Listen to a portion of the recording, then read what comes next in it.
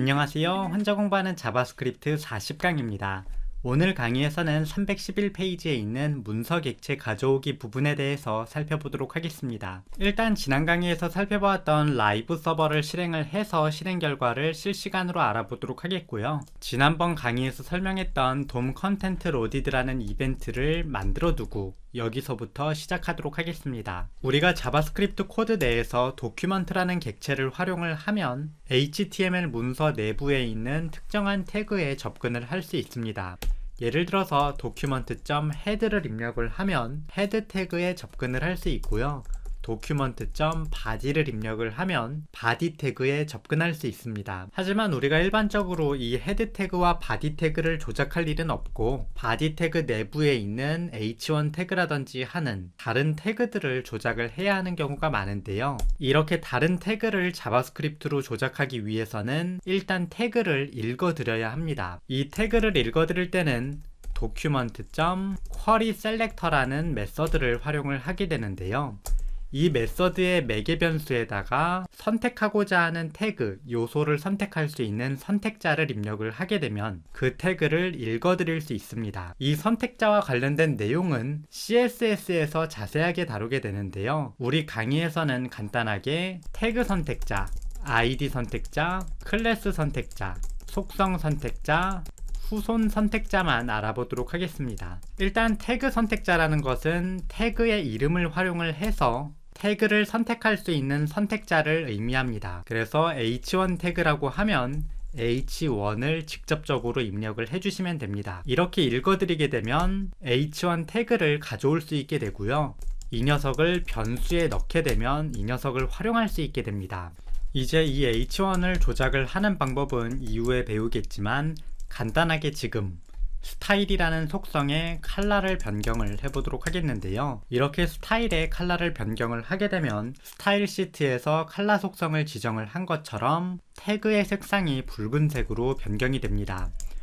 CSS를 알고 계신 분이라면 이 이외에도 백그라운드 컬러 같은 것을 활용을 해서 배경 색상도 변경할 수 있다는 것을 아실 수 있을 텐데요. 이와 관련된 내용은 이후에 자세하게 살펴보고 일단은 쿼리 셀렉터에만 집중을 하도록 하겠습니다. 그래서 이러한 형태로 선택자를 사용을 하면 특정 태그를 가져올 수 있다 라고 기억을 해주시면 되겠습니다. 그냥 간단한 코드니까 이 녀석을 상수에 집어넣는 행위를 하지 말고 이렇게 코드를 작성해 두도록 하겠습니다. 이어서 ID 선택자를 알아보도록 할 텐데요. ID 선택자는 특정한 태그의 ID 속성을 활용을 해서 그 태그를 가져올 수 있게 해줍니다. ID 속성을 사용을 한다고 했으므로 태그의 ID 속성이 지정이 되어 있어야 하는데요. ID 속성을 간단하게 헤더라는 이름으로 지정을 하도록 하겠습니다. 이렇게 헤더라는 ID를 가지고 있다면 샵 기호를 활용을 하고 ID를 입력을 해서 지금 화면처럼 태그를 가져올 수 있습니다. 그래서 ID 선택자는 샵을 활용한다 라고만 기억을 해주시면 되겠습니다. 그래서 예로는 백그라운드 컬러를 오렌지로 지정을 해보도록 할게요. 그래서 오렌지로 지정을 하게 되면 실제로 화면에서도 반영이 되는 것을 확인할 수 있습니다. 이어서 클래스 선택자를 알아보도록 할 텐데요. 클래스 선택자 같은 경우에는 그 태그의 클래스 속성을 기준으로 태그를 가져올 수 있게 해주는 녀석입니다. 클래스 속성 같은 경우도 마찬가지로 추가를 해보도록 하겠는데요. 클래스로는 센터라는 이름 등을 지정을 하도록 하겠습니다. 참고적으로 클래스를 여러 개 지정을 할 때는 띄어쓰기를 활용을 해서 이렇게 구분을 하게 됩니다. 이렇게 띄어쓰기로 구분을 하면 센터라는 클래스, 헤드라는 클래스 두 개를 가지게 됩니다. 이렇게 클래스를 선택을 하고 싶을 때는 선택자로 점을 활용을 하게 되는데요. 점 센터라고 입력을 하게 되면 이 녀석을 들고 오게 됩니다. 만약에 두 개 이상의 클래스를 동시에 지정하고 싶은 경우에는 점 센터, 점 헤드와 같은 형태로 점을 그대로 붙여서 활용을 하게 됩니다.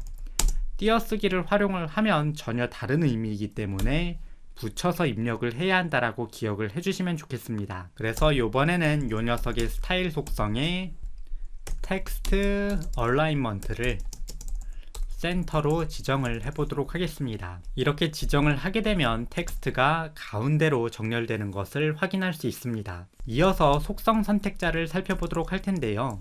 속성 선택자는 특정한 속성을 갖고 있는지 확인하는 녀석입니다. 일반적으로 인풋 계열의 태그와 함께 많이 활용을 하게 되고요.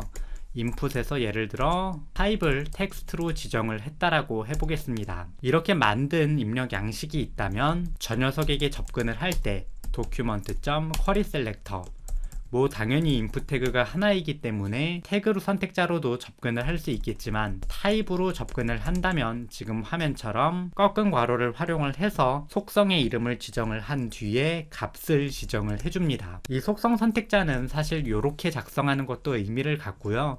이 이외에도 다양한 표기법이 있는데 그냥 가장 간단한 형태만 알아보도록 하겠습니다. 이렇게 지정을 하게 되면 아래에 있는 input 타입 텍스트를 가져오게 됩니다. 이 녀석에게 스타일로 border radius를 한 10픽셀로 지정을 해보도록 하겠습니다. 이렇게 지정을 하게 되면 지금 화면처럼 입력 양식의 테두리가 둥그러집니다.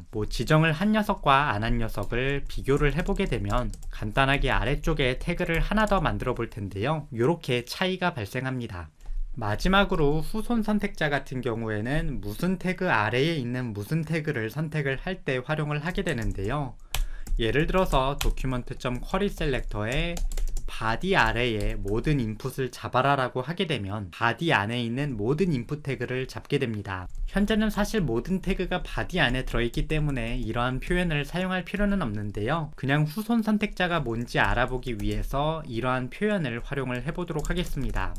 그래서 스타일 백그라운드 컬러를 블루로 지정을 하게 되면 지금 색상이 난장판인데 지금 화면처럼 인풋 태그가 파란색으로 변하는 모습을 볼 수 있습니다. 지금 코드의 실행 결과를 보면 아시겠지만 인풋 태그가 여러 개 있어도 가장 처음 선택되는 녀석만 색상이 적용되는 것을 볼 수 있는데요. 이처럼 쿼리 셀렉터라는 메서드는 선택자로 잡아지는 것 단 하나만 추출을 해서 조작을 가하게 됩니다. 그래서 h1 태그가 여러 개 있을 경우에도 하나만 추출을 하게 되고요. 나머지도 마찬가지로 해당하는 것이 여러 개 있는 경우에도 해당 조건에 맞는 여러 개의 태그 중에서 조건에 맞는 가장 첫 번째 태그만 추출을 하게 됩니다. 여러 개의 태그를 잡고 싶은 경우에는 document.querySelector를 활용을 하게 되는데요.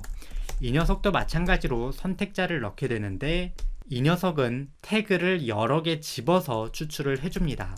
그래서 for of 같은 반복문과 함께 활용을 해서 요 뒤에다가 넣어주게 되면 요소들을 잡아서 활용을 할 수 있습니다. 그래서 엘리멘트의 스타일을 백그라운드 컬러를 레드로 지정을 한다라고 하면 모든 인풋 태그의 백그라운드 컬러가 레드로 지정이 됩니다. 코드를 저장을 해서 실행 결과를 확인을 해보면 지금 화면처럼 출력되는 모습을 볼 수 있습니다. 사실 오늘 강의에서 살펴본 내용이 이 document.querySelector와 querySelector이라는 녀석 두 가지 뿐인데요. 이 선택자를 어떻게 활용하느냐에 따라서 이 녀석을 굉장히 다양하게 활용할 수 있습니다. HTML과 CSS 기본을 알고 계신 분이라면 그냥 강의를 쭉 진행해 주셔도 문제 없을 것 같고요. 만약에 선택자가 무엇인지 하나도 모르겠다라고 하시면 이 채널에서 함께 제공되는 다른 HTML과 CSS 강의를 간단하게 앞부분만 함께 병행해 보시는 것을 추천드립니다. 그러면 오늘 강의는 여기까지 되겠고요. 다음 강의에서 뵙도록 하겠습니다.